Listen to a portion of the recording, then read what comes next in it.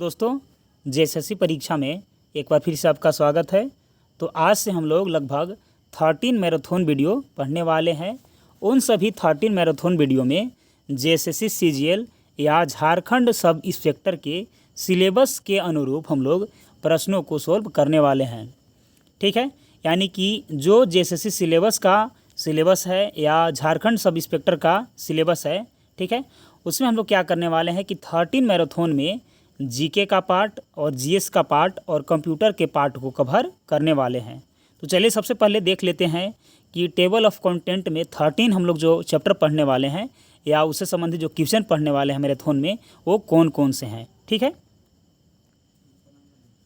देखिए हम लोग पहले नंबर का जो मैराथन वीडियो पढ़ेंगे उसमें हम लोग प्राचीन भारत का इतिहास से संबंधित मोस्ट इम्पोर्टेंट क्वेश्चन से हम लोग इस सारे सिलेबस को हम लोग कंप्लीट करेंगे। यानी कि प्राचीन भारत के सिलेबस में जो जो टॉपिक दिया गया है उन सभी टॉपिकों से संबंधित हम लोग प्रीवियस ईयर का क्वेश्चन लगाएंगे।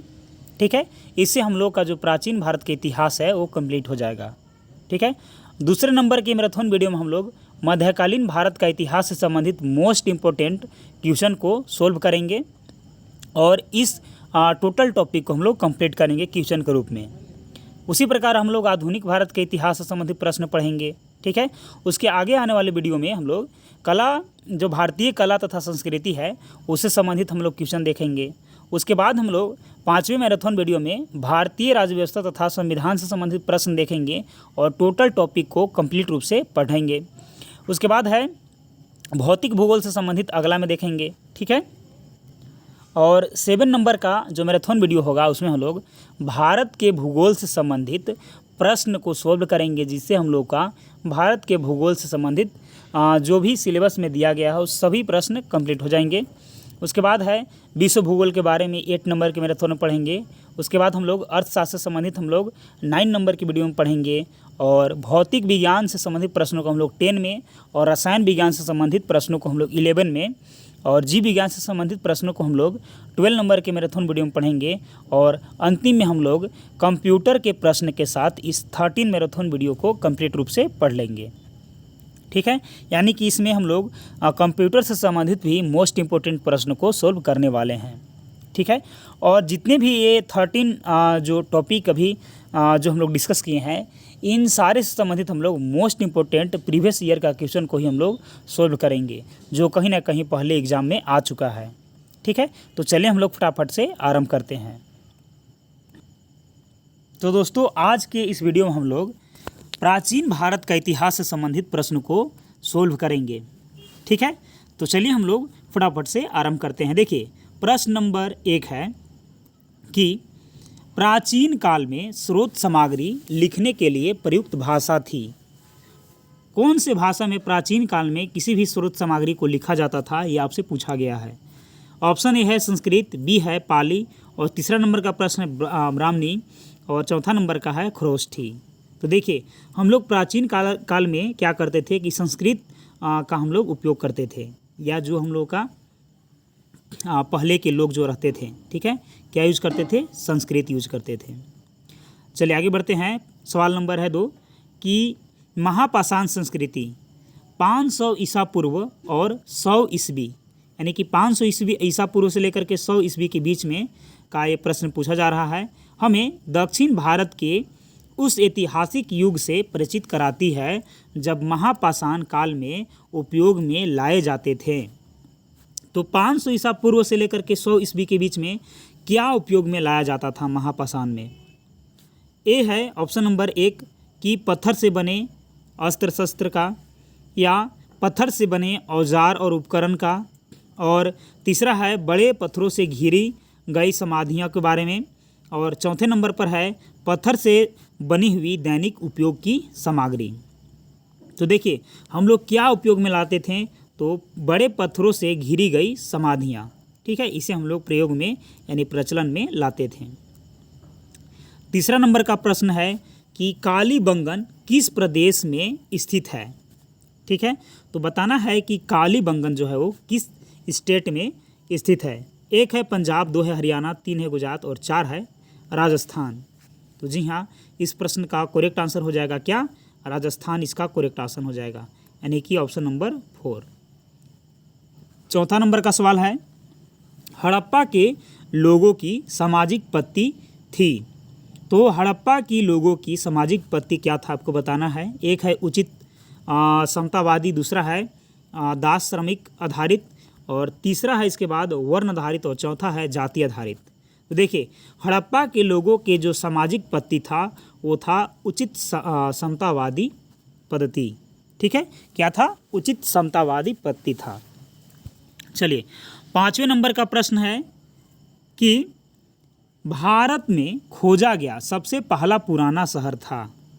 ऑप्शन नंबर 1 है हड़प्पा, 2 है पंजाब, 3 है मोहनजोदड़ो, और 4 है सिंध। तो देखिए, सबसे पुराना जो शहर खोजा गया था भारत में वो कौन सा था? हड़प्पा था। क्या था? Harappa. Option number 1 is the correct option of this question. आगे है 6 नंबर का कि हड़प्पा सभ्यता की खोज किस वर्ष में हुई थी। ठीक है, हड़प्पा सभ्यता की खोज किस वर्ष में हुई थी? ऑप्शन ए 1935, बी है दूसरे नंबर का 1942, तीसरे नंबर का 1901 और चौथे नंबर का 1922। तो इस प्रश्न का करेक्ट ऑप्शन हो जाएगा कि हड़प्पा सभ्यता की खोज जो हुआ था वो 1922 वर्ष में किया गया था। ठीक है, 1922। आगे है कि ईंटों की कृत्रिम गोदी, जिसको हम लोग डॉक यार्ड बोलते हैं, वाला एकमात्र सिंधु स्थल कौन सा था? लोथल, कालीबंगा, हड़प्पा की मोहनजोदड़ो। ठीक है, तो क्या था एकमात्र सिंधु का स्थल? तो लोथल था। कौन सा था? लोथल। आगे है 8 नंबर का कि बिना दुर्ग के एकमात्र सिंधु नगर कौन सा था, जो कि बिना दुर्ग का था? 1 है कालीबंगन, 2 है हड़प्पा, 3 है मोहनजोदड़ो और 4 है चन्हुदड़ो। तो इसका करेक्ट ऑप्शन हो जाएगा चन्हुदड़ो। चन्हुदड़ो में क्या था? दुर्ग नहीं था। चलिए आगे बढ़ते हैं। इसके बाद 9 नंबर में कि सिंधु घाटी सभ्यता की मुख्य विशेषता थी। 1 है प्रकृति के बलों की पूजा, ठीक है, दूसरा है व्यवस्थित शहरी जीवन, तीसरा है पशुचारण खेती, और चौथा है कि जाति समाज। तो सिंधु घाटी सभ्यता का जो मुख्य विशेषता था वो था व्यवस्थित शहरी जीवन, यानी कि उन लोगों का जीवन क्या था? शहरी जीवन था, वो भी कैसा? व्यवस्थित। चलिए 10 नंबर का प्रश्न है, देवी माता की पूजा संबंधित थी। 1 है आर्य सभ्यता के साथ, दूसरा है भूमध्य सागरीय सभ्यता के साथ, तीसरा है सिंधु घाटी सभ्यता के साथ, और चौथा है उत्तर वैदिक सभ्यता के साथ। तो देवी माता की पूजा जो संबंधित थी वो सिंधु घाटी सभ्यता के साथ संबंधित थी। चलिए आगे बढ़ते हैं। आगे है कि मोहनजोदड़ो में सबसे बड़ा भवन कौन सा है? ठीक है, 1 है विशाल स्नानागार, दूसरा है धान्यागार, तीसरा है सस्तंभ हॉल, और चौथा है 2 मंजिला मकान। तो यहाँ पास बताना है कि सबसे बड़ा भवन, तो सबसे बड़ा जो भवन था वो क्या था? धान्यागार था। ठीक है, क्या उसको बोलेंगे हम लोग? धान्यागार। Option number 2। चलिए आगे बढ़ते हैं कि सिंधु घाटी सभ्यता का पतन नगर बंदरगाह कौन सा है, जहाँ पास बंदरगाह था? ठीक है, देखिए, 1 है कालीबंगन, दूसरा है लोथल, तीसरा है रोपड़, और चौथा है मोहनजोदड़ो। तो जहाँ पास क्या था? बंदरगाह था, उससे संबंधित प्रश्न पूछा गया है। तो कौन सा शहर था? लोथल, जहाँ पास क्या था? बंदरगाह था। 13 नंबर का प्रश्न आगे बढ़ते हैं कि निम्नलिखित में से किस द्रव का उपयोग हड़प्पा काल में मुद्राओं के निर्माण के रूप में किया जाता था? टेराकोटा का, कांसा का, तांबा का, कि लोहा का? तो उस समय हड़प्पा कालीन समय के दौरान जो मुद्रा का निर्माण होता था उसमें हम लोग टेराकोटा का उपयोग करते थे। ऑप्शन नंबर 1 सही हो जाएगा, टेराकोटा। अगला प्रश्न है 14 नंबर का कि हड़प्पा की सभ्यता किस युग की थी? हड़प्पा का जो सभ्यता था वो किस युग का था? कांस्य युग था, नवपाषाण युग था, पूरा पाषाण युग था, कि लौह युग था? तो जी क्या था? कांस्य युग था। ऑप्शन नंबर ए इसका क्या हो जाएगा? करेक्ट हो जाएगा। चलिए आगे बढ़ते हैं। आगे है कि हड़प्पा के निवासी, हड़प्पा के जो निवासी थे वो क्या थे? ग्रामीण थे, शहरी थे, कि खानाबदोश थे, कि जनजातीय थे? तो जो हड़प्पा के निवासी थे वो क्या थे, शहरी थे। ऑप्शन नंबर 2 इसका करेक्ट हो जाएगा। आगे है 60 नंबर का कि हड़प्पा किस नदी के किनारे पर स्थित है। ठीक है, तो कौन सा नदी के किनारे स्थित है बताना है, फटाफट से कमेंट कीजिए। देखिए ऑप्शन नंबर जो 1 है वो है गंगा, दूसरा है रावी, तीसरा है यमुना और चौथा है सिंधु। तो हड़प्पा किस नदी के किनारे स्थित थी, तो रावी नदी के किनारे थी। ठीक है, याद रखिएगा रावी।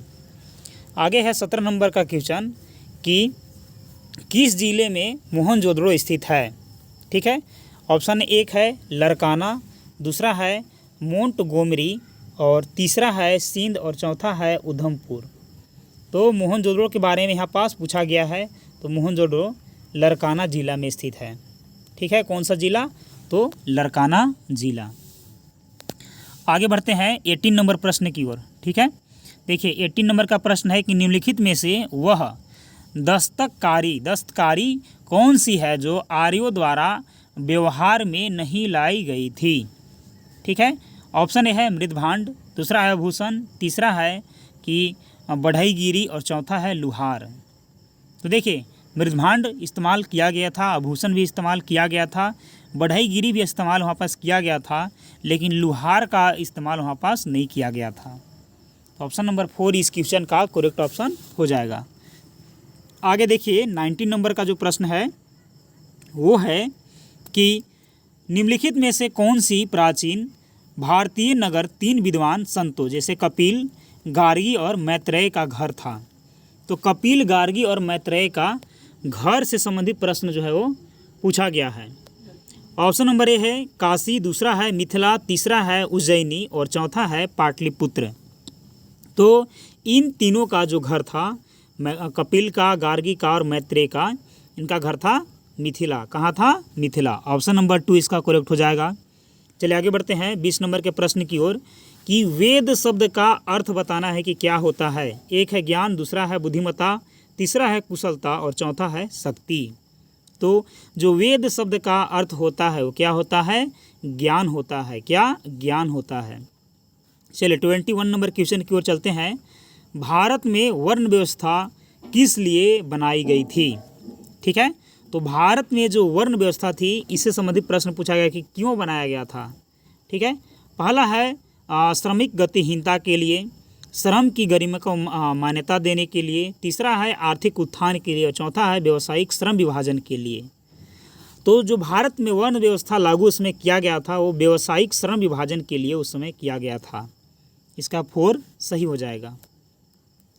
चलिए आगे है 22 नंबर के प्रश्न की ओर कि उत्तर वैदिक काल के वेद विरोधी और ब्राह्मण विरोधी धार्मिक अध्यापकों को किस नाम से जाना जाता था। धार्मिक अध्यापक जो कि वेद के विरोधी थे, यजमान बोलते थे, श्रवण बोलते थे, अर्थवन बोलते थे कि श्रेष्ठीन बोलते थे, तो उनको क्या बोलते थे, श्रमण बोलते थे। क्या, श्रमण। चलिए आगे है 23 नंबर का प्रश्न कि इनमें से किस फसल का ज्ञान वैदिक काल के लोगों को नहीं था। वैदिक काल के लोगों को नहीं था उसका ज्ञान। 1 है जौ, दूसरा है गेहूँ, तीसरा है चावल और चौथा है तंबाकू। तो जी हाँ, उन सभी को तंबाकू का ज्ञान बिल्कुल नहीं था, तंबाकू के बारे में वो लोग नहीं जानते थे।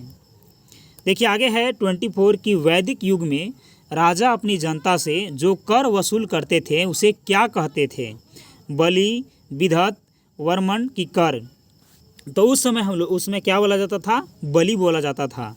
वैदिक युग में जो राजा कर वसूलता था जनता से उसको क्या बोलता था, उसे बलि बोला जाता था। ठीक है, चलिए आगे है 25 नंबर का कि आर्य अनार्यों के साथ अपने संघर्षों में सफल रहे क्योंकि। ठीक है, क्यों रहे ये बताना है आपको। ऑप्शन नंबर 1 यहाँ पास है कि उन्होंने बड़े पैमाने पर हाथियों का प्रयोग किया, वे अधिक लंबे और बलवान थे, तीसरा वे एक उन्नत शहरी संस्कृति से थे, चौथा है उन्होंने घोड़ा द्वारा चलाए जा रहे रथों का प्रयोग किया। तो आर्य अनार्यों के साथ जो संघर्ष हुआ था उसमें सफल कैसे रहे थे, क्योंकि उन लोगों ने घोड़ा से बने हुए रथों का इस्तेमाल किए थे। ऑप्शन नंबर इसका जो 4 हो जाएगा वो करेक्ट हो जाएगा। आगे है 26 नंबर का क्वेश्चन कि भारतीय प्रतीक पर उत्कीर्ण सत्यमेव जयते लिखा गया है। ऋग्वेद से, मत्स्य पुराण से, भगवत गीता से कि मुंडोक उपनिषद से? तो कहाँ से? मुंडोक उपनिषद से सत्यमेव जयते लिया गया है। आगे है 27 नंबर का कि निम्नलिखित में से कौन सा अन्न मनुष्य द्वारा सबसे पहले प्रयोग होने वालों में से था? यानी कि मनुष्य जिसका प्रयोग सबसे पहले किए थे, कौन सा फसल था? एक है राई, दूसरा है गेहूँ, तीसरा है जौ और चौथा है ओट। ठीक है, तो क्या प्रयोग किया गया था सबसे पहले? तो जौ का इस्तेमाल सबसे पहले हुआ था, उसको यव बोलते थे। क्या? यव। चलिए आगे बढ़ते हैं। जुरेसिक काल का माना गया पूरी तरह तैयार वृक्षीय फॉसिल कहाँ पाया गया? पिथौरागढ़ में, छत्तीसगढ़ में, रामगढ़ में, बहादुरगढ़ में। ठीक है, तो यहाँ वृक्षीय फॉसिल के बारे में प्रश्न पूछा गया है कि कहाँ पाया गया था वृक्षीय फॉसिल।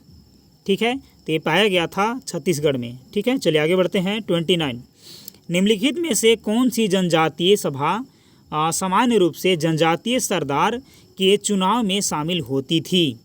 समिति, सभा, गण की विधाता। ठीक है, कौन शामिल होता था? तो समिति। क्या? समिति। आगे है निम्नलिखित वैदिक संहिताओं में से भारतीय संगीत का उद्गम किसमें से खोजा जा सकता है? ऋग्वेद से, सामवेद से, यजुर्वेद से कि अथर्ववेद से? ठीक है, तो किससे? सामवेद से खोजा गया था। सामवेद इसका करेक्ट ऑप्शन हो जाएगा। चलिए आगे का प्रश्न है वो है कि 31 का कि सिंधु घाटी सभ्यता का गोदीबाड़ा लोथल यहाँ स्थित है। तो स्टेट में पूछा गया है कि किस स्टेट में स्थित है? तो ऑप्शन है गुजरात, दूसरा है पंजाब, तीसरा पाकिस्तान, चौथा है हरियाणा। तो गुजरात स्टेट में जो लोथल जो है वो स्थित है। 32 नंबर का प्रश्न है कि सिंधु अर्थव्यवस्था की ताकत थी। एक है कृषि अर्थव्यवस्था की, व्यापार अर्थव्यवस्था की, दूसरा है, तीसरा है चाक पर बनाए गए मिट्टी के बर्तन अर्थव्यवस्था की, चौथा है बढ़ईगिरी का। तो जो सिंधु का जो अर्थव्यवस्था था वो किस पर आधारित था? तो वो था कृषि पर आधारित। ऑप्शन नंबर 1 सही हो जाएगा, कृषि पर आधारित। आगे है 33 नंबर का प्रश्न कि सिंधु घाटी सभ्यता में कालीबंगा निम्नलिखित में से किसके लिए प्रसिद्ध है? चट्टान कटौती की वास्तुकला के लिए, बंदरगाह के लिए, कपास की खेती के लिए कि मिट्टी के पात्र के लिए? ठीक है, कालीबंगा के बारे में पूछा गया है, तो मिट्टी के पात्र के लिए कालीबंगा जो है वो संबंधित है। आगे है 34 कि निम्नलिखित वैदिक संहिताओं में से भारतीय संगीत का उद्गम किसमें से खोजा जा सकता है? तो किसमें से खोजा जा सकता है आपको बताना है। तो ऑप्शन 1 है यहाँ पास ऋग्वेद, दूसरा है सामवेद, तीसरा यजुर्वेद, चौथा है अथर्ववेद। तो किसमें से खोजा जा सकता है? सामवेद से खोजा जा सकता है। आगे है 35 की सिंधु घाटी का कौन सा एक स्थल पाकिस्तान में है? लोथल में, कालीबंगा में, आलमगीरपुर में कि हड़प्पा में? ठीक है, तो कौन सा स्थल एक कहाँ है? पाकिस्तान में है, तो हड़प्पा। क्या? हड़प्पा। विषम शब्द यहाँ पास ज्ञात करना है। सामवेद, यजुर्वेद, विष्णु पुराण की ऋग्वेद। तो देखिए यहाँ पास 3 वेद दिया गया है, ठीक है, और एक पुराण दिया गया है। तो क्या हो जाएगा? विष्णु पुराण यहाँ से विषम हो जाएगा। ऐसा प्रश्न रीजनिंग में भी आ सकता है। ठीक है, चलिए आगे बढ़ते हैं। आगे का प्रश्न है कि सिंधु घाटी की सभ्यता के लोग किसकी पूजा करते थे? विष्णु के, पशुपति के, इंद्र के कि ब्रह्मा के? ठीक है, तो सिंधु घाटी सभ्यता के लोग पशुपति नाथ की पूजा करते थे। 38 नंबर का प्रश्न है कि निम्नलिखित का मेल करना है। ठीक है, मोहनजोदड़ो, हड़प्पा, कालीबंगन, लोथल एक साइड दिया गया है, एक साइड स्टैचू ऑफ फ्रिस्ट दिया गया और पतन दिया गया है, हल के चिन्ह दिया है और ग्रेट बाथ दिया गया है। तो देखिए यहाँ से आपको क्या करना है? मेल करना है। तो सबसे पहले हम लोग मेल कर लेते हैं, उसके बाद हम लोग ऑप्शन देख लेंगे। तो मोहनजोदड़ो में क्या था? ग्रेट बाथ था। ठीक है, हड़प्पा में क्या था? तो स्टैचू ऑफ फ्रिस्ट हड़प्पा में मिला था। ठीक है, और हल की जुताई कहाँ मिला था? कालीबंगन में। ठीक है, और यहाँ पास जो लोथल था वो क्या था? एक पतन था, यानी कि ए का 4 के साथ, बी का 1 के साथ, सी का 3 के साथ और डी का 2 के साथ, यानी कि ऑप्शन नंबर 1 जो है वो क्या हो जाएगा? सही हो जाएगा। ठीक है, चलिए आगे बढ़ते हैं। इसके बाद 39 नंबर के प्रश्न की ओर कि कौन सा वेद धार्मिक अनुष्ठानों से संबंध रखता है, यानी कि धार्मिक अनुष्ठानों से संबंध जो वेद संबंध रखता है उसके बारे में पूछा गया है। ठीक है, पीछे हम लोग सामवेद के बारे में पढ़ लिए हैं जो कि संगीत उसमें से आया था। ठीक है, तो धार्मिक अनुष्ठान के बारे में यहाँ पास प्रश्न पूछा गया है, तो कौन है? यजुर्वेद है। क्या है? यजुर्वेद है। यजुर्वेद में मंत्रों इत्यादि के बारे में विवरण दिया गया है। ठीक है, चलिए आगे बढ़ते हैं। आगे इसके बाद है कि सिंधु घाटी सभ्यता में बृहद स्नानागार या विशाल स्नानाघर निम्नलिखित में से किस नगर में पाया गया था? लोथल में, मोहनजोदड़ो में, मिताथल में कि कालीबंगा में? तभी जस्ट हम लोग पीछे पढ़े थे, कहाँ बृहद स्नानागार था? तो मोहनजोदड़ो में था। कहाँ था? मोहनजोदड़ो में। चलिए आगे है 40 नंबर के प्रश्न में 41 नंबर का कि ऋग्वेद में सबसे प्रमुख देवता कौन है? इंद्र, अग्नि, पशुपति की विष्णु? तो ऋग्वेद का जो सबसे प्रमुख देवता थे वो थे इंद्र। ऑप्शन नंबर 1 इसका क्या हो जाएगा? करेक्ट हो जाएगा। आगे है मोहनजोदड़ो और हड़प्पा के अवशेष संकेत देते हैं कि ये शानदार और योजनागत अच्छी तरह से बनाई गई खाली स्थान थी। तो क्या था? कृषि नगर था, धार्मिक नगर था, व्यापारिक नगर था कि तटीय नगर था? तो देखिए क्या था? एक व्यापारिक नगर था जिसका निर्माण क्या था? बहुत शानदार और योजनागत तरीके से किया गया था। कैसा नगर था? व्यापारिक नगर था। आगे है 43 कि सिंधु घाटी सभ्यता में लोथल निम्नलिखित में से किसके लिए प्रसिद्ध है? तो लोथल के बारे में यहाँ से पूछा गया है कि किसके लिए प्रसिद्ध है? चट्टान के लिए, बंदरगाह के लिए, कपास की खेती के लिए कि मिट्टी के पात्र के लिए? तो बंदरगाह के लिए प्रसिद्ध है। चल आगे है 44 की हड़प्पाई स्थल मांडा किस नदी के किनारे है? चिनाब का, सतलज का, रावी का कि सिंधु का? तो मांडा से संबंधित प्रश्न पूछा गया है। तो मांडा चेनाब के किनारे। कहाँ? मांडा जो है वो चेनाब के किनारे स्थित है और जो हड़प्पा है वो रावी। ठीक है, चलिए आगे बढ़ते हैं। आगे इसके बाद कि निम्नलिखित में से किस हड़प्पा केंद्र के बारे में माना जाता है कि मेसोपोटामियों के साथ सीधा समुद्री व्यापार था? धौलावीरा, लोथल, कोटदीजी की रोपड़? ठीक है, तो इसका करेक्ट ऑप्शन हो जाएगा लोथल। ठीक है, समुद्र मार्ग बंदरगाह से ही होगा, तो लोथल में बंदरगाह पाया जाता था। चल आगे है 46 नंबर का कि भारत का कौन सा क्षेत्र एक समय अवंतिका के नाम से जाना जाता था? एक है अवध, दूसरा है रुहेलखंड, तीसरा है बुंदेलखंड और चौथा है मालवा। तो अवंतिका के रूप में हम लोग मालवा को जानते थे। किसको? मालवा को अवंतिका के रूप में जानते थे। 47 निम्नलिखित में से वह शासक कौन सा था जिसने राजा सिंहासन पर बैठने के लिए अपने पिता बिंबिसार की हत्या कर दी थी? उसका नाम क्या था? जो अपने राजगद्दी पर बैठने के कारण चलते अपने पिता का हत्या किया था? अशोक था, अजातशत्रु था, कनिष्क था कि सिमुक था? दिए गए ऑप्शनों में से आपको बताना है। तो उसका नाम था अजातशत्रु, यानी कि अजातशत्रु ने बिंबिसार की हत्या कर दी थी। ठीक है, चलिए आगे बढ़ते हैं। इसके बाद है कि राजस्थान में माउंट आबू पर दिलवाड़ा मंदिरों का निर्माण निम्नलिखित में से किस धर्म के अनुयायियों द्वारा किया गया था? तो यहाँ पास दिलवाड़ा मंदिर से संबंधित प्रश्न पूछा गया है कि कौन जो शासक था वो निर्माण करवाया था? बौद्ध धर्म के लोग करवाए थे, जैन धर्म के लोग करवाए थे, हिंदू धर्म के लोग करवाए थे कि सिख धर्म के लोग करवाए थे? इसका करेक्ट हो जाएगा कि जैन धर्म के द्वारा करवाया गया था, जैन धर्म के अनुयायियों के द्वारा। त्रिपिटक खाली स्थान धार्मिक ग्रंथ है, तो त्रिपिटक किसका धार्मिक ग्रंथ है आपको बताना है। एक है जैनों का, दूसरा है बौद्धों का, तीसरा है सिखों का और चौथा है हिंदुओं का। ठीक है, तो त्रिपिटक जो है वो बौद्धों का धार्मिक ग्रंथ है। ठीक है, जैसे हम लोग का भगवत गीता एक धार्मिक ग्रंथ है, उसी प्रकार से जो बौद्धों का है वो क्या है? त्रिपिटक है। 50 निम्नलिखित में से जैन धर्म का कौन सा त्रिरत्न नहीं है? ठीक है, एक है सही विश्वास, दूसरा है सही ज्ञान, तीसरा है सही दृष्टि और चौथा है सद आचरण, माने सही आचरण। तो बताना है कि जैन धर्म का कौन सा त्रिरत्न नहीं है। बाकी तीन जो है वो क्या है? त्रिरत्न है। तो देखिए सही दृष्टि जो है वो त्रिरत्न नहीं है, लेकिन सही विश्वास, सही ज्ञान और सही आचरण, ये सब क्या है? बौद्ध धर्म का त्रिरत्न है। ठीक है, सही विश्वास, सही ज्ञान और सही आचरण।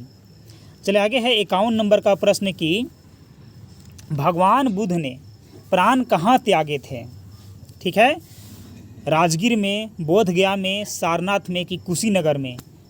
ठीक है, तो कहाँ? कुशीनगर में। ऑप्शन नंबर 4 इसका करेक्ट हो जाएगा, कुशीनगर। आगे है कि बौद्धों के विश्वास के अनुसार गौतम बुद्ध का अगला अवतार किसे माना जाता है? एक है अत्रेय, दूसरा है मैत्रेय, तीसरा है नागार्जुन और चौथा है कल्कि। ठीक है, तो बौद्धों के विश्वास के अनुसार गौतम बुद्ध का अगला जन्म किस रूप में हुआ था? तो मैत्रेय के रूप में हुआ था। किसमें? मैत्रेय के रूप में हुआ था। 53 निम्नलिखित में से कौन सा मठ बौद्ध धर्म से संबंधित है? ठीक है, डाकमा मठ, चैत्य मठ, संका मठ कि अगेरी मठ? ठीक है, बौद्ध धर्म से संबंधित बताना है। ठीक है, तो कौन सा है? वह है चैत्य मठ। कौन सा है? चैत्य मठ जो है वो इसका करेक्ट ऑप्शन हो जाएगा। आगे इसके बाद कि बुद्ध का निर्वाण स्थल निम्नलिखित में से कौन सा है? ठीक है, निर्वाण स्थल उसी को बोलते हैं जहाँ पास उन्होंने क्या किया था? अपना प्राण त्यागे थे। तो जस्ट हम लोग पढ़े अभी कहाँ? कुशीनगर। कहाँ? कुशीनगर। चले आगे है 55 नंबर का कि मानव के दुखों के अंत के लिए अष्टांगिक मार्ग पथ का प्रतिपादन किसने किया था? माने कौन अष्ट मार्ग बताए थे जिससे मानव दुखों का अंत हो सकता था? कौन बताए थे? महावीर या गौतम बुद्ध की आदि शंकराचार्य की कबीर? तो देखिए इसका जो करेक्ट ऑप्शन हो जाएगा वो जाएगा गौतम बुद्ध। गौतम बुद्ध ने अपने उपदेश में अष्टांगिक मार्ग के बारे में बताते थे। आगे इसके बाद कि बौद्ध धर्म में बुल का संबंध बुद्ध के जीवन की किस घटना के साथ है? जन्म के साथ, महाभिनिष्क्रमण के साथ कि प्रबोध के साथ कि महापरिनिर्वाण के साथ? ठीक है, तो इसका जो करेक्ट ऑप्शन हो जाएगा वो जन्म के साथ है। क्या है? जन्म के साथ इससे संबंधित है। आगे है 57 नंबर का कि बुद्ध किस वंश से संबंधित थे? ज्ञात्रिक वंश से, मौर्य वंश से, शाक्य वंश से, कुरु वंश से? द बुद्ध जो है वो किस वंश से संबंधित है आपको बताना है। तो कौन से? शाक्य वंश से। कौन से वंश से? शाक्य वंश से। आगे है इसके बाद कि बुद्ध को प्रबोध कहाँ प्राप्त हुआ था? बुद्ध को प्रबोध जो है वो कहाँ प्राप्त हुआ था? सारनाथ में, बोधगया में, कपिलवस्तु में कि ऑप्शन नंबर 4 है राजगृह में? तो प्रबोध जो है वो कहाँ प्राप्त हुआ था? बोधगया में उनको ज्ञान मिला था, उसी को प्रबोध बोलते हैं। तो कहाँ मिला था? बोधगया में। आगे इसके बाद कि बुद्ध के उपदेश किस भाषा में है? हिंदी में, उर्दू में, पाली में कि हिब्रू में? तो जो बुद्ध का उपदेश दिया गया था वो पाली भाषा में बुद्ध के द्वारा दिया गया था। किस भाषा में? पाली भाषा में। 60 गौतम बुद्ध का जन्म स्थान था कहाँ पास? कुशीनगर, सारनाथ, बोधगया की लुम्बिनी? तो जी जो लुम्बिनी जो है वो गौतम बुद्ध का जन्म स्थान था। Option number 4 is the correct option of this question. आगे है 61 नंबर का कि बुद्ध ने अपना पहला उपदेश खाली स्थान के डियर पार्क में दिया था। ठीक है, मगध में, सारनाथ में, सांची में कि लुम्बिनी में? तो सारनाथ में अपना पहला उपदेश दिया था। Option number 2। आगे है आजीविका संप्रदाय एक संप्रदाय था। तो जो आजीविका संप्रदाय था वो बुद्ध का समसामयिक संप्रदाय था। कैसा था? समसामयिक संप्रदाय, आजीवक संप्रदाय था। अलेक्जेंडर यानी कि सिकंदर और पोरस ने लड़ाई लड़ी थी। झेलम की लड़ाई, रावी की लड़ाई, पानीपत की लड़ाई की तराइन की लड़ाई। ठीक है, तो यहाँ पास सिकंदर और पोरस के बीच जो युद्ध हुआ था वो किस नदी के किनारे हुआ था और उसे कौन सी लड़ाई बोला जाता है? तो झेलम नदी के किनारे हुआ था, इसीलिए उसको झेलम की लड़ाई बोला जाता है, सिकंदर और पोरस के बीच। चलिए आगे है कि उन स्तंभादार भवनों को क्या कहते हैं जिनमें बौद्ध भिक्षु पूजा करते हैं? स्तूप कहते हैं, चैत्य कहते हैं, विहार कहते हैं कि मठ कहते हैं? ठीक है, तो उसे हम लोग क्या बोलते हैं, उसे हम लोग चैत्य बोलते, सॉरी हाँ उसे हम लोग क्या बोलते हैं, चैत्य ही बोलते हैं। ठीक है, मठ नहीं बोलते हैं। चलिए आगे है कि जैन साहित्य को क्या कहते हैं। जैन साहित्य को क्या बोलते हैं, त्रिपिटक बोलते हैं कि वेद बोलते हैं कि आर्य सूत्र बोलते हैं कि अंग बोलते हैं। तो देखिए जैन साहित्य को हम लोग बोलते हैं अंग बोलते हैं। क्या, अंग बोलते हैं। चलिए आगे है कि बुद्ध के जन्म और उसके पूर्व जन्म की कहानियाँ किसमें संकलित है। यानी कि बुद्ध के जो जन्म हुआ था और उनके जो पूर्व जन्म हुआ था, उनकी जो कहानियाँ संकलित किया गया था वो किस कहानी में संकलित किया गया था। त्रिपिटक में, त्रिरत्न में, पंचतंत्र की कहानियाँ में कि जातक कथाओं में। तो इसका जो करेक्ट ऑप्शन हो जाएगा वो हो जाएगा जातक कथाओं में बुद्ध के पूर्व जन्म और वर्तमान उस समय का जन्म के बारे में कहानियाँ संकलित किया गया था। 67 बुद्ध के प्रथम प्रवचन को कहा जाता है।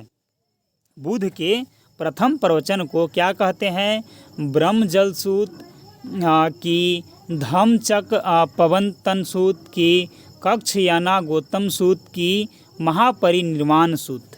तो बुद्ध के प्रथम प्रवचन को हम लोग धम्मकच पवतन सूत के रूप में जानते हैं। ऑप्शन नंबर 2 इसका करेक्ट हो जाएगा।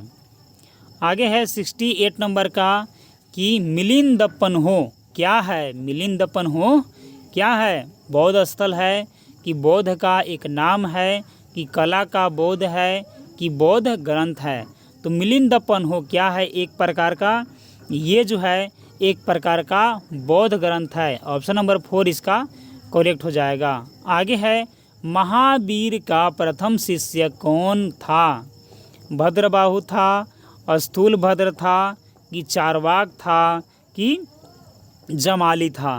ठीक है, तो कौन था, पहला शिष्य जमाली था। कौन, जमाली था। तिब्बत में बौद्ध धर्म का प्रचार करने वाले बौद्ध भिक्षु कौन थे। नागार्जुन थे, आनंद थे, असंग थे कि पद्म संभव थे। ठीक है, तो कौन थे, वो थे पद्म संभव, जो कि तिब्बत में बौद्ध भिक्षु बन करके प्रचार किए थे। पद्म संभव। आगे 71 नंबर का कि भारतीय इतिहास के निम्नलिखित युगों में से किसके दौरान क्षत्रिय एक विशिष्ट पहचान रखते थे। ठीक है, जो विशिष्ट पहचान रखते थे क्षत्रिय, उसके बारे में बताना है। बुद्ध के युग में कि मौर्य काल के युग में कि पच्य मौर्य के काल के युग में कि गुप्त काल के युग में। तो इस प्रश्न का करेक्ट ऑप्शन हो जाएगा कि बुद्ध के युग में। ऑप्शन नंबर 1 इसका करेक्ट ऑप्शन हो जाएगा। आगे है इसके बाद कि जैन तथा बौद्ध धर्म के समय कितने आश्रमों को मान्यता प्राप्त हुआ था। तो कितने आश्रमों को जो मान्यता प्राप्त हुआ था उसके संबंधित प्रश्न है। तो 4 आश्रमों को उस समय मान्यता प्राप्त किया गया था। कितने, 4 आश्रमों को। अगले नंबर का प्रश्न है कि भारत में जैन धर्म का संस्थापक कौन है। एक है गौतम, दूसरा है महावीर, तीसरा है चंद्रगुप्त और चौथा है अशोक। तो जो जैन धर्म का संस्थापक थे वो कौन थे, महावीर थे। कौन, महावीर। आगे है उस राज्य का नाम बताइए जिसने पहली बार युद्ध में हाथियों का इस्तेमाल किया था। कौशल राज था, मगध राज था कि चंपा राज था कि अवंती राज था। तो राज था मगध राज्य। मगध राज्य में आमतौर झारखंड के ही हाथियों का इस्तेमाल किया जाता था उसमें, क्योंकि झारखंड में बहुत घना जंगल था तो हाथी आपस बहुत मात्रा में विचरण करते रहते थे। आगे है कि उस गणतंत्र का नाम बताइए जो 6ठी शताब्दी ईसा पूर्व जातियों का राज्य संघ था। ठीक है, कौन था, गंधार था, वजी था, कौशल था कि अवंती था। ठीक है, उस गणराज का नाम बताना है जो 6ठी शताब्दी ईसा पूर्व के जातियों का राज संघ था। वजी था। कौन सा था, वजी था। आगे है इसके बाद कि 76 नंबर के प्रश्न की निम्नलिखित में से किस मुद्रा में गौतम बुद्ध ने सारनाथ में अपना पहला उपदेश दिया था। ठीक है, अभय मुद्रा में, ध्यान मुद्रा में, धर्मचक्र मुद्रा में कि भूमि स्पर्शी मुद्रा में। ठीक है, तो इसका करेक्ट ऑप्शन हो जाएगा धर्मचक्र मुद्रा में अपना पहला उपदेश दिया था। आगे है कि कैवल्य कौन से धर्म से संबंधित है। बौद्ध से, जैन से, हिंदू से, सिख से। तो जो कैवल्य है वो जैन धर्म से संबंधित है। कौन से धर्म से? जैन धर्म से संबंधित है। 16 महाजनपदों में से किसकी राजधानी तक्षशिला थी? ठीक है, कौशल की, कुरु की, वज्जी की गांधार की। ठीक है, तो जो तक्षशिला राजधानी जो था वो गांधार की राजधानी कहाँ था? तक्षशिला था। चलिए आगे बढ़ते हैं। इसके बाद कि बौद्ध धर्म महायान, ठीक है, महायान और हीनयान में किस शासक के शासनकाल के दौरान विभाजित हुआ था? ठीक है, कनिष्क के काल में, चंद्रगुप्त द्वितीय के काल में, अशोक के काल में, इनमें से कोई नहीं। तो कनिष्क के समय में जो बौद्ध धर्म था वो महायान और हीनयान 2 भागों में बट गया था। आगे है 80 नंबर का प्रश्न कि जैन धर्म के पहले तीर्थंकर कौन थे? ठीक है, महावीर स्वामी थे कि अजीतनाथ थे कि ऋषभदेव थे कि पार्श्वनाथ थे? तो जैन धर्म के जो पहले तीर्थंकर थे वो कौन से थे? वो थे ऋषभदेव। कौन थे? ऋषभदेव थे। ठीक है, चलिए आगे बढ़ते हैं। आगे है कि निम्नलिखित में से प्राचीनतम राजवंश कौन सा है? मौर्य वंश, गुप्त वंश, कुषाण वंश की कण्व वंश? देखिए, सबसे प्राचीनतम यहाँ पास निम्नलिखित में से पुराना राजवंश के बारे में आपको बताना है। तो मौर्य वंश सबसे पुराना वंश था। ठीक है, चलिए आगे बढ़ते हैं। आगे है इसके बाद कि अशोक ने तृतीय बौद्ध परिषद कहाँ बुलाया था? यानी कि तीसरा जो अध्यक्षता उसका किया गया था वो कहाँ किया गया था? पाटलिपुत्र की, मगध की, कलिंग की, सारनाथ। तो देखिए, वो जो अशोक का जो तृतीय बौद्ध परिषद बुलाया गया था, जो आयोजित किया गया था, वो किया गया था पाटलिपुत्र में। कहाँ किया गया था? पाटलिपुत्र में किया गया था। ठीक है, देखिए यहाँ पास उसके जो अध्यक्षता किया गया था उसका एक ट्रिक है। जो जैसे कि किया गया था वो किया था आज का अशोक। ठीक है, अजातशत्रु, कालाशोक, अशोक और कनिष्क किया था 4। ठीक है, और जो उसका जो बुलाया गया था उसका भी एक ट्रिक है कि कहाँ कहाँ वहाँ पास किया गया था।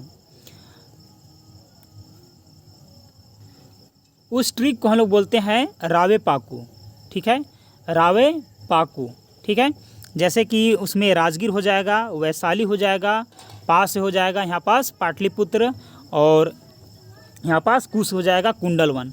तो यहाँ पास तीसरा के बारे में पूछा गया था, तो रावे पाकू, पावने पाटलिपुत्र, तो तीसरा पाटलिपुत्र में हुआ था। देखिए 83 है कि अशोक की प्रशासनिक नीति में भारी परिवर्तन किस घटना से आया था? ठीक है, भारी परिवर्तन किस घटना से आया था इसके बारे में बताना है। तीसरी बौद्ध परिषद से, कलिंग के युद्ध से, कि उसका धर्म बौद्ध धर्म को अपनाने से, कि सिलोन को उसका मिशनरी भेजने से। ठीक है, तो उसमें जो भावी परिवर्तन हुआ था वो कलिंग युद्ध से हुआ था। ठीक है, कहाँ से? कलिंग युद्ध से हुआ था। आगे है 84 नंबर का कि चंद्रगुप्त मौर्य के दरबार में भेजा गया यूनानी राजदूत था। ठीक है, तो उसका राजदूत का नाम बताना है। कौटिल्य की, सेल्यूकस निकेटर की, मेगास्थनीज की, जस्टिन। तो चंद्रगुप्त मौर्य के दरबार में भेजा गया यूनानी जो राजदूत था उसका नाम क्या था? उसका नाम था मेगास्थनीज था। क्या था? मेगास्थनीज था। चलिए आगे बढ़ते हैं। इसके बाद वाला जो क्वेश्चन है वो है 85 की सेल्यूकस निकेटर पराजित किया गया। तो किसके द्वारा पराजित किया गया था? तो चंद्रगुप्त मौर्य के द्वारा पराजित किया गया था। सेल्यूकस निकेटर हार जाने के बाद अपनी पुत्री हेलेना का विवाह चंद्रगुप्त मौर्य के साथ कर देता है। ठीक है, चलिए आगे बढ़ते हैं। आगे है अशोक ने अपने सभी अभिलेखों में एक रूपता से किस प्राकृत का प्रयोग किया है? अर्धमगधी का, सूरसैनी का, कि मगधी का, कि अडिगा का? ठीक है, तो मगधी का प्रयोग जो है वो अशोक ने अपने सभी अभिलेखों में किया था, मगधी का। चलिए आगे बढ़ते हैं। इसके बाद कि निम्नलिखित में से किसके द्वारा तृतीय बौद्ध परिषद को संरक्षण प्रदान किया गया था? ठीक है, तभी जस्ट हम लोग पढ़े थे कि आज का अशोक। ठीक है, यानी कि अजातशत्रु और कालाशोक, आज का अशोक, अजातशत्रु, कालाशोक, अशोक और कनिष्क। ठीक है, तो यहाँ पास कौन पूछा गया है? यहाँ पास तीसरा पूछा गया है, यानी कि अशोक। ठीक है, यहाँ क्या हो जाएगा, अशोक इसका करेक्ट ऑप्शन हो जाएगा। चलिए आगे बढ़ते हैं। इसके बाद है कि 88 की निम्नलिखित में सम्राट अशोक की वह पत्नी कौन थी जिसने उसको प्रभावित किया? चंदालिका की, चारुलता की, गौतमी की, करुवाकी। ठीक है, तो कौन उसे प्रभावित किया था ये आपको बताना है। तो उसे प्रभावित किए थे करुवाकी। ऑप्शन नंबर 4 इसका करेक्ट ऑप्शन हो जाएगा। आगे है 89 नंबर का प्रश्न की यूनानियों को भारत से बाहर किसने निकाला था? ऑप्शन 1 है चंद्रगुप्त मौर्य ने, दूसरा है चंद्रगुप्त विक्रमादित्य ने, तीसरा है अशोक ने और चौथा है बिंदुसार ने। तो यूनानियों को जो भारत से जो निकाले थे वो थे चंद्रगुप्त मौर्य। चंद्रगुप्त मौर्य ने ही यूनानियों को भारत से निकाले थे। 90 नंबर का प्रश्न है कि प्राचीन भारत का प्रसिद्ध शासक कौन था जिसने अपने जीवन के अंतिम दिनों में जैन धर्म अपना लिया था? 1 है समुद्रगुप्त, दूसरा है बिंदुसार, तीसरा है चंद्रगुप्त और चौथा है अशोक। ठीक है, बताना है कि कौन जो है अंतिम दिनों में जैन धर्म को अपनाया था। तो चंद्रगुप्त जो है वो अंतिम दिनों अपने जैन धर्म को अपना लिए थे। ठीक है, आगे है 91 नंबर का क्वेश्चन कि भारतीय रंगमंच में यवनिका पर्दा का शुभारंभ किसने किया? ऑप्शन 1 है शकों ने, दूसरा है पार्थियनों ने, तीसरा है यूनानियों ने और चौथा है कुषाणों ने। तो यूनानियों ने पर्दा का शुभारंभ किया था। किसने? यूनानियों ने। चलिए आगे है, कहा जाता है कि सेंट थॉमस ईसाई धर्म का प्रचार करने के लिए भारत आए थे। वे किसके शासन काल के दौरान आए थे ये आपको बताना है। ठीक है, चेरा के शासनकाल के दौरान, पार्थियन के शासनकाल के दौरान, पांड्या के शासनकाल के दौरान कि चोला के शासनकाल के दौरान आए थे। तो इसका जो करेक्ट ऑप्शन हो जाएगा वो हो जाएगा पार्थियन के शासनकाल के दौरान सेंट थॉमस ईसाई धर्म के प्रचार करने के लिए भारत आए थे। चलिए आगे है 93 नंबर का प्रश्न कि निम्नलिखित में से किसके शासनकाल के दौरान प्रसिद्ध अजंता गुफाओं में उत्कीर्णन का काम सबसे पहले शुरू किया गया था? 1 है कादम्ब, दूसरा है सातवाहन, तीसरा है राष्ट्रकूट और चौथा है मराठा। ठीक है, तो सातवाहन के समय ही अजंता गुफाओं में उत्कीर्णन का काम जो है वो शुरू किया गया था। किसके वंश में? तो सातवाहन के शासन काल के समय में ही। 94 भारत में सर्वप्रथम स्वर्ण मुद्राएं चलाने वाले शासक कौन थे? मौर्य थे, भारतीय यूनानी थे कि गुप्त थे कि कुषाण थे? तो इसका जो करेक्ट ऑप्शन हो जाएगा वो हो जाएगा भारतीय यूनानी जो थे वो भारत में सर्वप्रथम स्वर्ण मुद्राएं चलाने वाले शासक थे, भारतीय यूनानी। आगे है कि भारतीय और यूनानी कला के अभिलक्षणों को समन्वित करने वाली कला शैली का क्या नाम है? 1 है शिखर, दूसरा है वर्ण, तीसरा है नगन और चौथा है गंधार कला। तो इसका जो करेक्ट ऑप्शन हो जाएगा कि जो भारतीय और यूनानी कला के अभिलक्षण को सम्मिलित करने वाली कला शैली था उसको बोलते हैं गंधार कला। कौन सी? गंधार कला। आगे है भारतीयों के लिए महान सिल्क मार्ग किसने आरंभ कराया? तो महान सिल्क मार्ग किसने आरंभ कराया आपको बताना है। 1 है कनिष्क ने, दूसरा है अशोक ने, तीसरा है हर्ष ने और चौथा है फाहियान ने। तो इसका शुभारंभ कनिष्क ने करवाया था। कौन करवाया था? कनिष्क ने करवाया था। 97 नंबर का प्रश्न है कि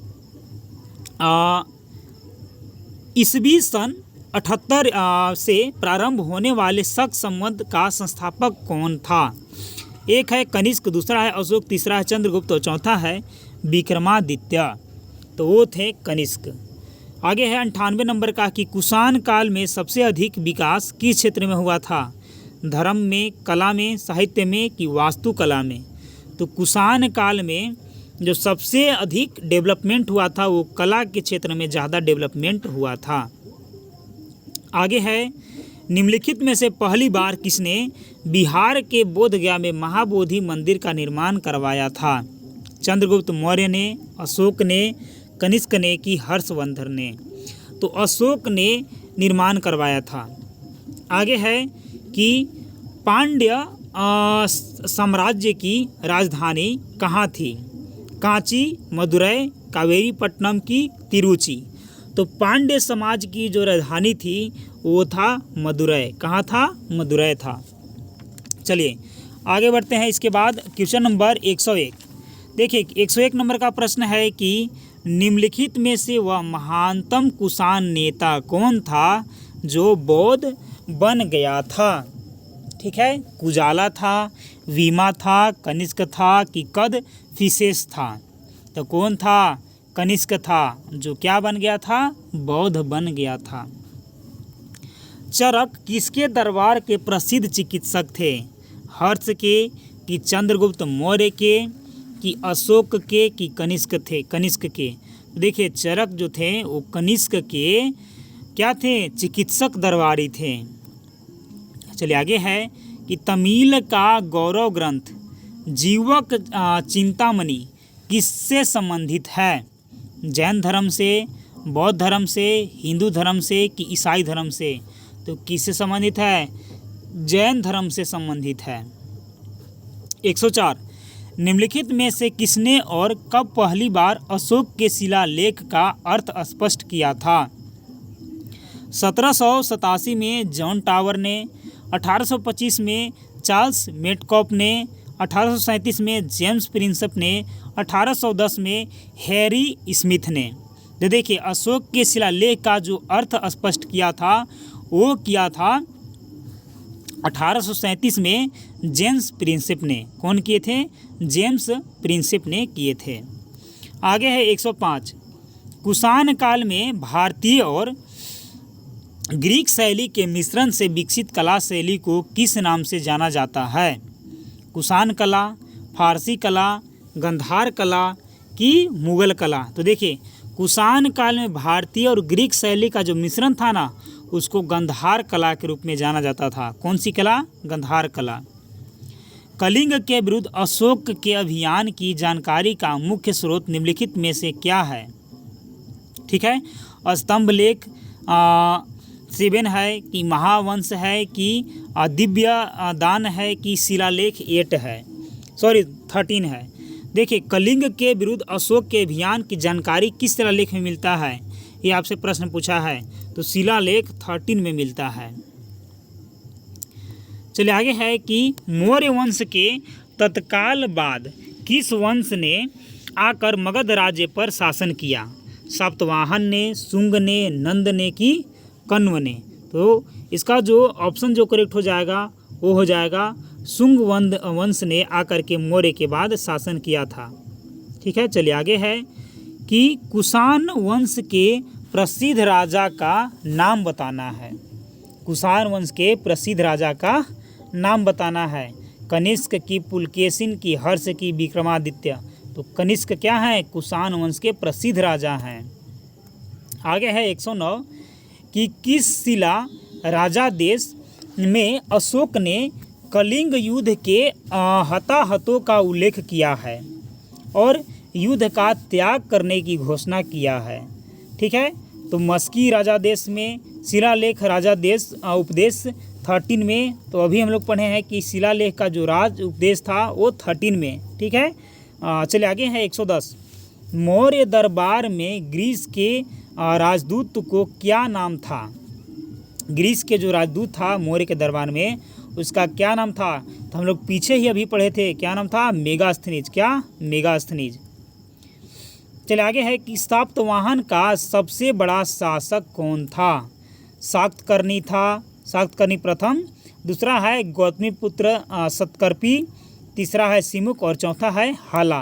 तो इसका जो करेक्ट ऑप्शन हो जाएगा वो हो जाएगा गौतमीपुत्र सतकर्पी। इसका जो है वो करेक्ट ऑप्शन हो जाएगा। आगे है इसके बाद कि 112 कि चंद्रगुप्त मौर्य ने अपनी अंतिम दिन कहाँ व्यतीत किए थे? ठीक है, तो कहाँ व्यतीत किए थे आपको बताना है। ऑप्शन नंबर 1 है पाटलिपुत्र, दूसरा है थानेश्वर, तीसरा है कांची और चौथा है कि श्रवणबेलगोला। तो चंद्रगुप्त मौर्य जो अपनी अंतिम जो दिन उसमें स्पेंड किए थे वो श्रवणबेलगोला में स्पेंड किए थे। आगे इसके बाद 112 नंबर के प्रश्न की 112 भी हम लोग कर लिए। 113 नंबर का प्रश्न आगे है कि निम्नलिखित में से कौन से शासक कुषाण वंश के थे। एक है विक्रमादित्य, दूसरा है दंतीदुर्ग और तीसरा है खड़फिशेष प्रथम, चौथा है पुष्यमित्र। इसका ऑप्शन हो जाएगा करेक्ट हो जाएगा खड़फिशेष प्रथम। आगे है 114 की गांधार कला किन दो कलाओं का संयोजन था। अभी हम लोग पीछे ही पढ़े थे कि गांधार कला किन दो कलाओं का संयोजन था, तो हिंद और यूनानी कलाओं का संयोजन था, हिंद और यूनानी। आगे है 115 की अशोक के शिलालेख पर किसी लिपि का प्रयोग किया गया था। ठीक है, तो किस लिपि के बारे में पूछा है, ब्राह्मणी लिपि, देवनागरी लिपि, गुरमुखी लिपि की संस्कृत लिपि।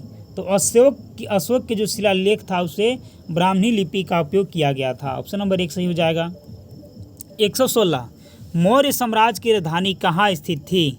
पाटलिपुत्र में, वैशाली में, लुमरी में कि गया में। तो मौर्य साम्राज्य की जो राजधानी था वो कहाँ था, पाटलिपुत्र में था। अशोक किस राजवंश के राजा थे। ठीक है, प्रघोत के, हर्यक के, मौर्य के कि नंद के। तो जो अशोक राजा थे वो कौन के राजा थे, कौन वंश के, तो मौर्य वंश के राजा थे। आगे है कि संगम युग का तोलकीपयम साहित्य का सबसे बड़ा कार्य है। तमिल है, तेलुगु है, संस्कृत है कि कन्नड़ है। ठीक है, तो तमिल जो है वो साहित्य सबसे बड़ा कार्य है। 119 नंद राजवंश का संस्थापक कौन था। धनानंद था कि महेंद्र था कि महापद्म नंद था कि गजानंद था। तो जो नंद वंश का जो संस्थापक था वो कौन था, वो था महापद्म नंद। 120 निम्नलिखित शासकों में किसके लिए एका ब्राह्मण प्रयुक्त हुआ है। खारवेल कि सुशर्मन कि पुष्यमित्र शुंग की गौतमी पुत्र सातकर्णी। ठीक है, तो इसका जो प्रयोग हुआ है वो गौतमी पुत्र सातकर्णी के लिए एका ब्राह्मण प्रयोग किया गया है। आगे है 121 की निम्नलिखित में से किसकी जानकारी अशोक के शिलालेख से मिलती है। जीवन वृत्त की आंतरिक नीति की विदेशी नीति की सभी विकल्प सही है। ठीक है, तो इसका जो करेक्ट ऑप्शन हो जाएगा कि इसमें सभी विकल्प जो है वो सही है। जीवन वृत्त की, आंतरिक नीति की और विदेशी नीति तीनों की जानकारी शिलालेख से मिलती है। 122 भारतीय नेपोलियन की उपाधि किसे दिया गया है। चंद्रगुप्त मौर्य को, समुद्रगुप्त को, चंद्रगुप्त प्रथम को कि हर्षवर्धन को। तो समुद्रगुप्त को भारतीय नेपोलियन कहते हैं।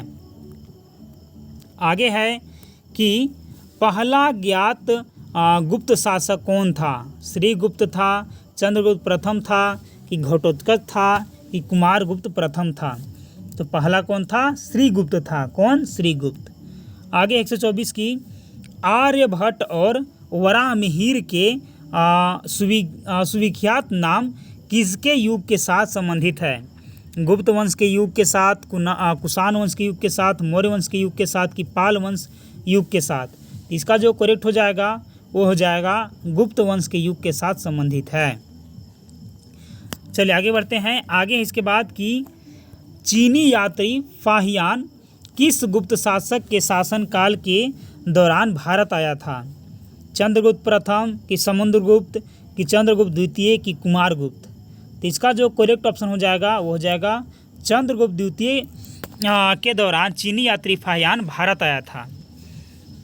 आगे है कि इलाहाबाद स्तंभ शिलालेख किसने बनवाया था। तो जो इलाहाबाद स्तंभ शिलालेख था उसे किसने बनवाया था। हरिसेन ने कि महासेन ने कि वीरसेन ने कि विष्णुसेन ने। तो किसने बनवाया था, हरिसेन ने बनवाया था। किसने, हरिसेन ने। आगे है इसके बाद 127 नंबर का कि गुप्त युग का प्रवर्तक कौन था। घटोत्कच था कि श्रीगुप्त था कि चंद्रगुप्त प्रथम था कि समुद्रगुप्त था। देखिए जो गुप्त युग का प्रवर्तक था वो कौन था, श्रीगुप्त था। ठीक है, श्रीगुप्त इसका करेक्ट ऑप्शन हो जाएगा। चलिए आगे बढ़ते हैं। इसके बाद कि गुप्त शासकों की सरकारी यानी कि दरबारी भाषा थी पाली की, प्राकृत की, हिंदी की, संस्कृत। तो गुप्त शासकों की जो दरबारी भाषा था वो कौन सा भाषा था? संस्कृत भाषा था। चलिए आगे बढ़ते हैं। आगे है कि गुप्त राजा जिसने विक्रमादित्य की पदवी ग्रहण की थी वह था स्कंदगुप्त, समुद्रगुप्त, चंद्रगुप्त द्वितीय की कुमारगुप्त। देखिए, जो गुप्त राजा जिसने विक्रमादित्य का पदवी धारण किया था वो कौन था? तो वह था चंद्रगुप्त द्वितीय। आगे 130, गुप्त संवत निम्नलिखित में से किसके द्वारा स्थापित किया गया है? चंद्रगुप्त प्रथम के दौरान, चंद्रगुप्त द्वितीय के दौरान, कि समुद्रगुप्त के द्वारा, कि कुमारगुप्त के द्वारा? ठीक है, तो चंद्रगुप्त प्रथम के द्वारा ये गुप्त संवत जो है वो स्थापित किया गया है, चंद्रगुप्त प्रथम। आगे है, राजा हर्ष ने अपनी राजधानी कहाँ से कहाँ स्थानांतरित किया था? ठीक है, थानेश्वर से कन्नौज, दिल्ली से देवगिरी, कंबोज से कन्नौज, वल्लभी से दिल्ली। तो थानेश्वर से कन्नौज जो है वो राजा हर्ष ने अपनी राजधानी थानेश्वर से बदल करके कन्नौज किया था। 132, निम्नलिखित में से किनके सिक्के संगीत के प्रति उनका प्रेम दर्शाते हैं? मौर्यों के, नंदों के, गुप्त के, कि चोलों को? तो गुप्त के। वान भट्ट निम्नलिखित में से किस सम्राट के दरबारी कवि थे? विक्रमादित्य के, कुमारगुप्त के, हर्षवर्धन के, कि कनिष्क के? तो किसके? हर्षवर्धन के दरबारी कवि थे। आगे 134, कि एक महान रोमानी नाटक कादम्बरी का लेखक था? वान भट्ट था, हर्षवर्धन था, कि भास्कर वर्धन था, कि बिंदुसार था? तो कौन था? वान भट्ट था। आगे है, हर्ष द्वारा आयोजित कन्नौज सभा किसके सम्मान में किया गया था? फाहियान के सम्मान में, इत्सिंग के सम्मान में, ह्वेनसांग के सम्मान में, कि मेगास्थनीज के सम्मान में? हर्ष के द्वारा कन्नौज सभा किसके सम्मान में आयोजित किया गया था? तो ह्वेनसांग के सम्मान में किया गया था आयोजित। आगे है कि निम्नलिखित में से किस अभिलेख या शिलालेख में सती प्रथा का प्राचीनतम संदर्भ मिलता है? इलाहाबाद स्तंभ शिलालेख में, भानुगुप्त स्तंभ एरण्य शिलालेख में, पुलकेशिन द्वितीय का ऐहोल स्थित शिलालेख में, कि भानुगुप्त का भीतान शिलालेख में? इसका जो करेक्ट ऑप्शन हो जाएगा वो हो जाएगा भानुगुप्त का एरन शिलालेख मिलता है। आगे है 137 नंबर का प्रश्न कि निम्नलिखित में से वह अंतिम बौद्ध राजा कौन था जो संस्कृत का महान विद्वान और लेखक था? कनिष्क था, अशोक था, बिंबिसार था, कि हर्षवर्धन था? तो कौन था? हर्षवर्धन था। चलिए आगे बढ़ते हैं। इसके बाद कि राजा हर्षवर्धन के दरबारी कवि कौन थे? तो राजा हर्षवर्धन के जो दरबारी कवि थे वो थे रस खान। कौन थे? रस खान थे। चलिए दरबारी कवि के बारे में पूछा गया है। ठीक है, तो दरबारी कवि यहाँ पास हर्षवर्धन के वान भट्ट थे। ठीक है, अभी हम लोग पीछे ही जस्ट पढ़े थे। चलिए आगे बढ़ते हैं। इसके बाद कि विक्रमशिला विश्वविद्यालय की स्थापना किसने किया था? गोपाल ने, देवपाल ने, कि कर्ण ने, कि धर्मपाल ने? विक्रमशिला विश्वविद्यालय का जो स्थापना किया था वो कौन किया था? तो धर्मपाल ने किया था। आगे है कि शून्य के सिद्धांत का प्रतिपादन किसने किया? चरक ने, चाणक्य ने, आर्यभट्ट ने, कि वराहमिहिर ने? तो कौन किया था? आर्यभट्ट ने किया था। चलिए आगे बढ़ते हैं। इसके बाद कि अलवार संतों का आविर्भाव निम्नलिखित में से किस आधुनिक राज्य में से हुआ? ठीक है, तमिलनाडु से, केरल से, कर्नाटक से, महाराष्ट्र से? अलवार संतों के बारे में पूछा गया है। तमिलनाडु से हुआ था। 142 उदंतपुरी शिक्षा केंद्र निम्नलिखित में से किस राज्य में अवस्थित था? बंगाल में, गुजरात में, बिहार में, तमिलनाडु में? उदंतपुरी शिक्षा केंद्र के बारे में सवाल पूछा गया है। तो बिहार राज्य में। कौन राज्य में स्थित था? बिहार राज्य में। आगे है हर्षवर्धन का समकालीन दक्षिण भारतीय शासक कौन था? कृष्णदेवराय, पुलकेशिन द्वितीय, मयूर वर्मा, कि चिका देवराज ओडेयार? ठीक है, हर्षवर्धन का समकालीन दक्षिण भारतीय शासक के बारे में प्रश्न पूछा गया है। ठीक है, तो कौन था? हर्षवर्धन के समकालीन पूछा गया है। तो पुलकेशिन द्वितीय। कौन? पुलकेशिन द्वितीय। 144 नंबर का प्रश्न है कि रवि कीर्ति जो एक जैन थे और जिन्होंने ऐहोल प्रशस्ति की रचना की थी को किसका संरक्षण प्राप्त था? ठीक है, पुलकेशिन का कि हर्ष का कि पुलकेशिन द्वितीय का कि खारवेल का? पुलकेशिन द्वितीय का संरक्षण था। निम्नलिखित में से कौन सा शिलालेख प्रयाग प्रशस्ति के नाम से जाना जाता है? मेहरौली शिलालेख, इलाहाबाद स्तंभ की शिलालेख की हाथी गुम्फा शिलालेख की ऐहोल शिलालेख? ठीक है, तो प्रयाग प्रशस्ति के बारे में सवाल पूछा गया है। तो प्रयाग प्रशस्ति मेहरौली शिलालेख को बोलते हैं। 146 द्वितीय पांड्यन साम्राज्य के भूमि माप का उल्लेख किसमें किया गया है? ठीक है, थलवईपुरम में तांबे की प्लेटों में कि उत्तीर मेरू शिलालेख में कि कुडुमियम मलई शिलालेख में कि कसाकुड़ी तांबे की प्लेटों में? ठीक है, तो द्वितीय पांड्यन साम्राज्य भूमि का माप जो है वो कौन से शिलालेख में किया गया था? वो किया गया था तलवईपुरम तांबे की प्लेटों में। 147 गुप्त वंश का अंतिम शासक कौन था? पुरुगुप्त था, विष्णुगुप्त था कि स्कंदगुप्त था कि कुमारगुप्त था? तो विष्णुगुप्त इसका क्या था? अंतिम शासक था। आगे है कि महाराजाधिराज की उपाधि लेने वाला प्रथम गुप्त शासक कौन था? चंद्रगुप्त था, समीरगुप्त था, कुमारगुप्त था कि स्कंदगुप्त था? तो कौन था? चंद्रगुप्त था।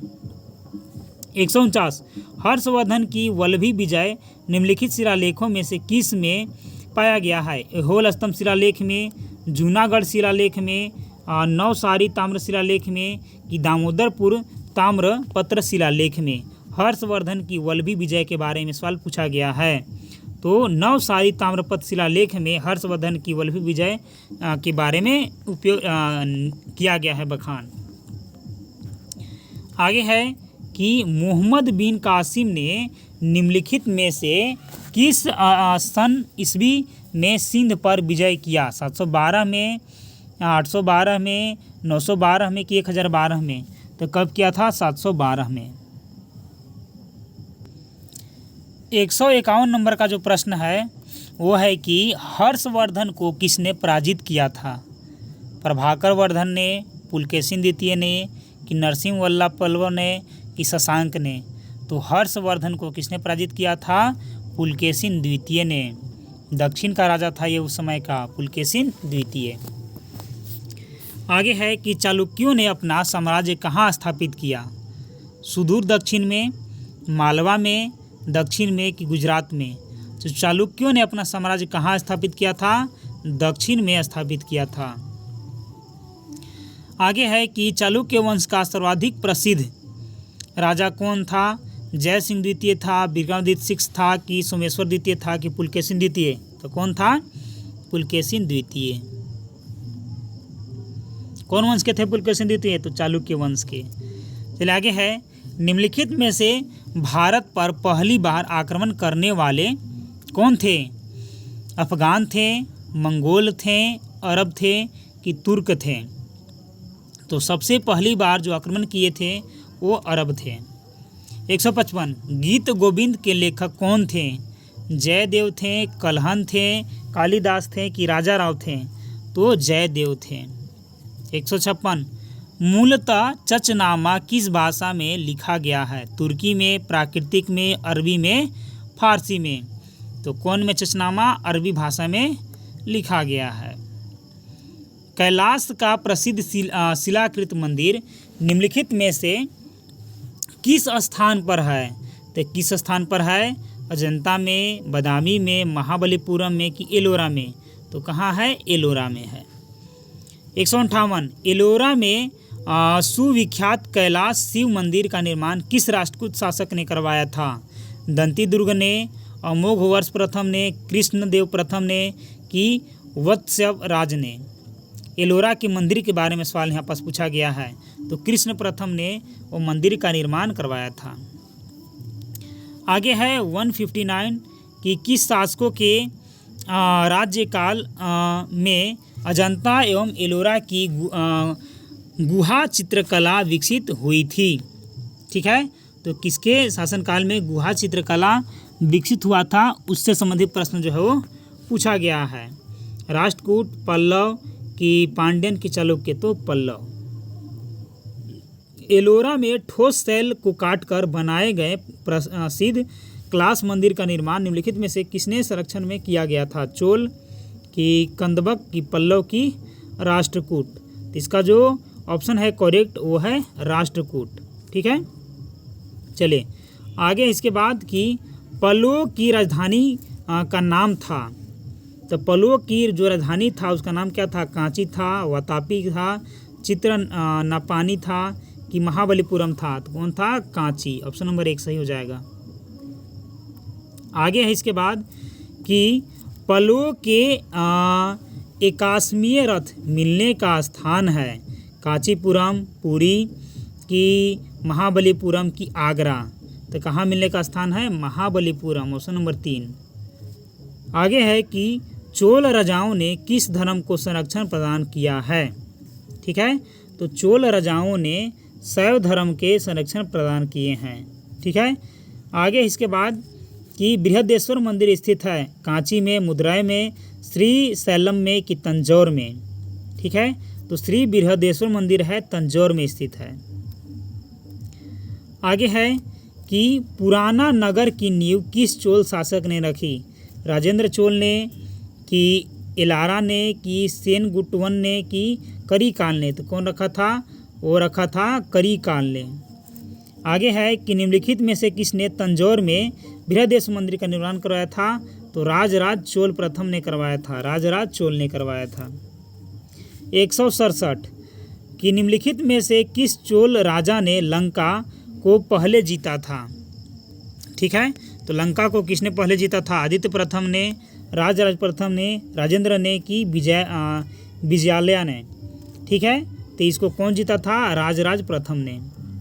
गंगा को उत्तर से दक्षिण ले जाने वाला चोल राजा कौन सा था? ठीक है, गंगा को उत्तर से दक्षिण ले जाने वाला चोल राजा का नाम बताना है, तो कौन था? राजेंद्र चोल था। आगे है 169 कि अल-बरूनी भारत में किसके साथ आया था?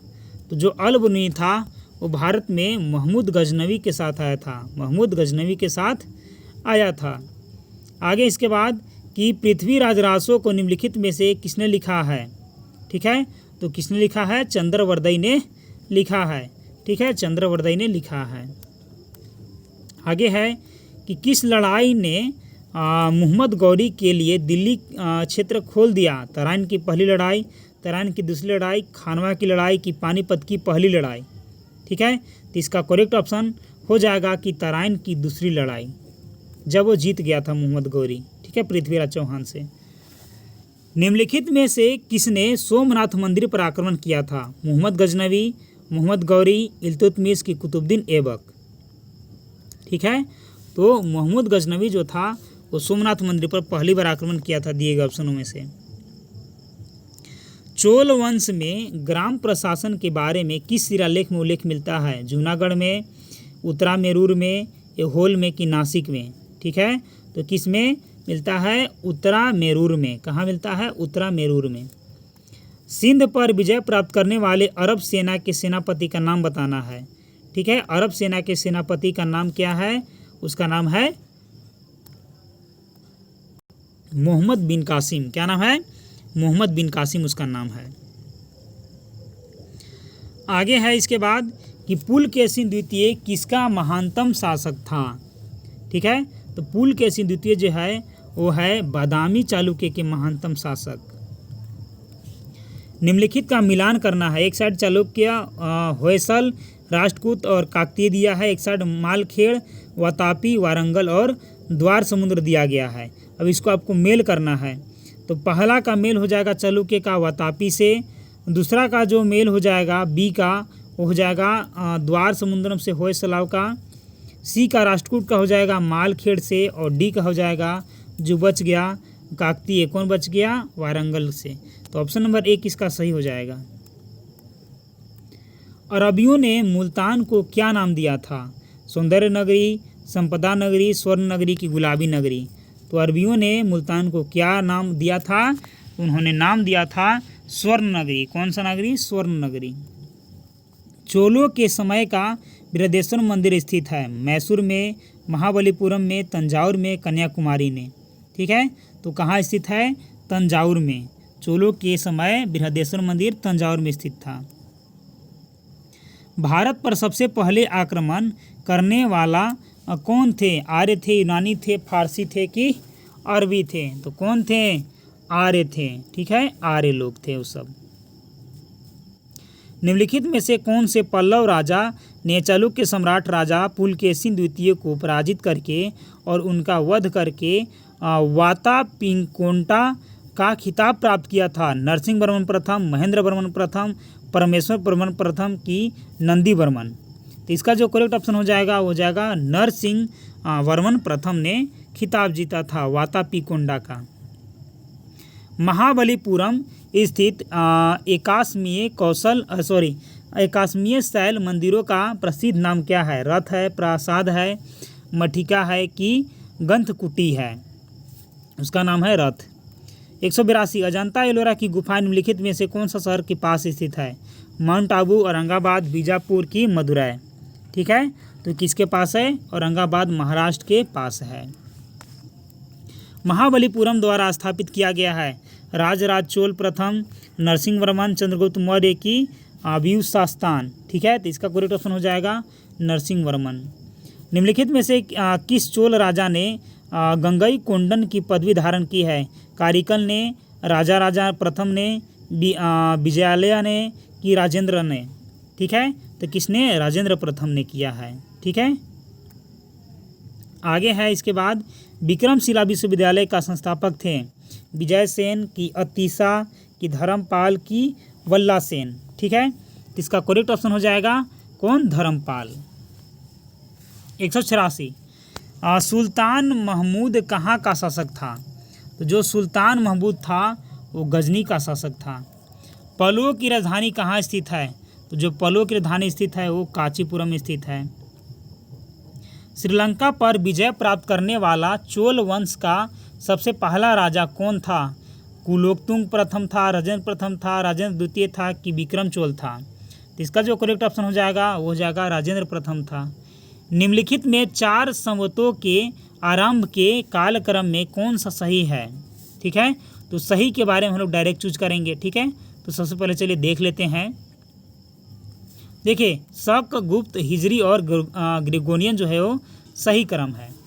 चलिए आगे इसके बाद है 190 कि भगवान बुद्ध की सबसे ऊंची प्रतिमा कहाँ स्थापित है? राजगीर में, बामियान में, श्रवणबेलगोला में कि माउंट आबू में? इसका करेक्ट ऑप्शन हो जाएगा बामियान में। चित्रकला की गांधार शैली का सूत्रपात किसके द्वारा किया गया? हीनयान संप्रदान के द्वारा, महायान संप्रदान के द्वारा, वैष्णव संप्रदान के द्वारा कि शैव संप्रदान के द्वारा? इसका करेक्ट ऑप्शन जो हो जाएगा वो हो जाएगा महायान संप्रदान के द्वारा। आगे है निम्नलिखित घटनाओं को कालक्रम अनुसार व्यवस्थित कीजिए। मोहनजोदड़ो पैगंबर का जन्म, दूसरा है भारत में गुप्त राजवंश का उदय, तीसरा है रोमन कोलेसियम का पूरा होना, और चौथा है पीटर महान रूस का जार बना।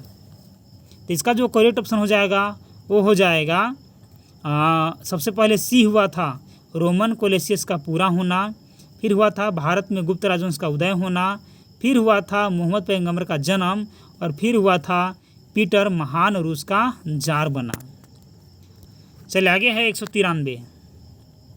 193 नंबर का जो प्रश्न है वो है यूनेस्को की सूची में शामिल विरासत स्थलों और उनके स्थानों के सही जोड़े को बनाना है। ठीक है, इसका जो करेक्ट ऑप्शन हो जाएगा वो हो जाएगा दोस्तों यानी कि ऑप्शन नंबर बी हो जाएगा। ऑप्शन नंबर दूसरा जो है सही हो जाएगा 34/12।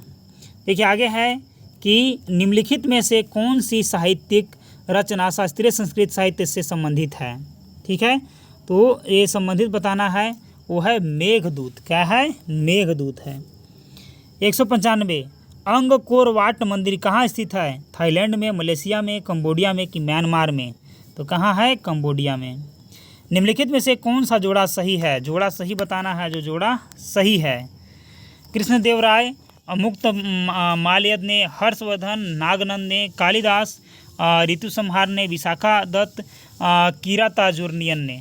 तो जोड़ा सही नहीं है एक, उसको बताना है। तो कौन नहीं है? वो है विशाख दत्त, किराताजुर्नियन ने नहीं है जोड़ा सही।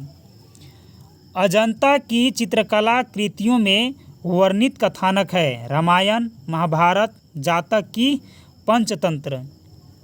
तो कौन है? जातक कथा है। आगे है तिरुचिरापल्ली जनपद के दक्षिण में कौन सा जनपद स्थित है? ठीक है, तो कौन सा है?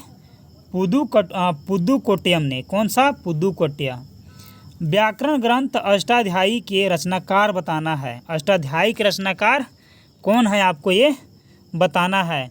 तो वो है अष्टाध्यायी के पाणिनि। कौन है? पाणिनि। तक्षशिला के प्रसिद्ध स्थल होने का कारण है। तो क्या कारण है? गांधार कला। आगे है अजंता कलाकृतियों किससे संबंधित है? तो जो अजंता कलाकृति जो संबंधित है वो है गुप्त काल से। किससे? गुप्त काल से। 202 प्राचीन भारत में निम्नोक्त में से कौन सा विद्या अध्ययन केंद्र नहीं था? तक्षशिला था, विक्रमशिला था, नालंदा था कि कौशाम्बी था? ठीक है, तो केंद्र क्या है? केंद्र नहीं था के बारे में पूछा गया है। तो कौन था? कौशाम्बी केंद्र नहीं था। निम्नलिखित में से कौन सा सुमेलित है? ठीक है, तो सुमेलित को सिर्फ बताना है, तो सुमेलित को ही बताएंगे सिर्फ।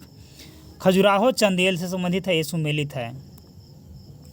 चलिए आगे है निम्नलिखित में सभी मध्यकालीन भारतीय मंदिरों में सबसे ऊंचा मंदिर बताना है कि सबसे ऊंचा मंदिर कौन है?